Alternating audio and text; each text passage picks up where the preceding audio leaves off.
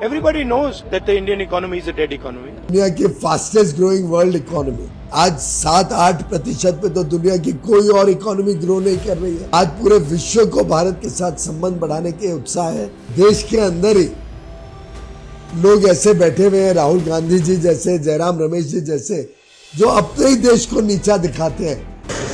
Sir बधाई हो sir, बहुत बहुत बधाई।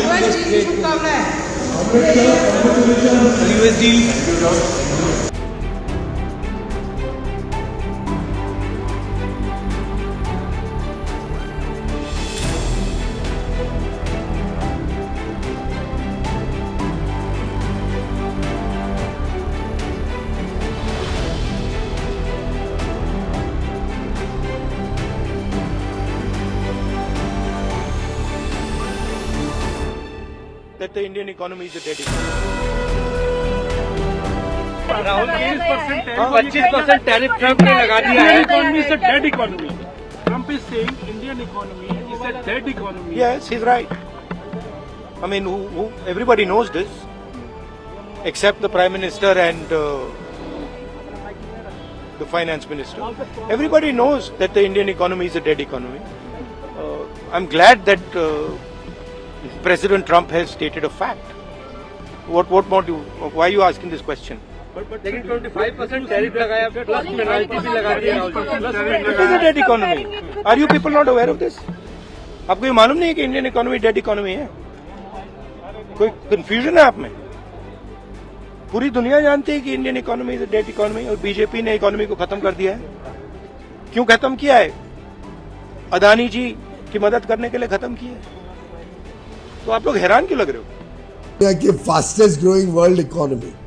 आपने ईयू कमीशन के प्रेसिडेंट, ईयू काउंसिल के प्रेसिडेंट के वक्तव्य सुने, कितना उत्साह था उनमें भारत के साथ संबंध सुधारने का। आज 7-8% पे तो दुनिया की कोई और इकोनॉमी ग्रो नहीं कर रही है भारत के अलावा। आज पूरे विश्व को भारत के साथ संबंध बढ़ाने के उत्साह है। ये तो मैं मानता हूं एक प्रकार से देश के अंदर ही लोग ऐसे बैठे हुए हैं, राहुल गांधी जी जैसे, जयराम रमेश जी जैसे, जो अपने ही देश को नीचा दिखाते हैं और अपने ही देश की उपलब्धियों को नकारात्मक सोच के साथ देखते हैं।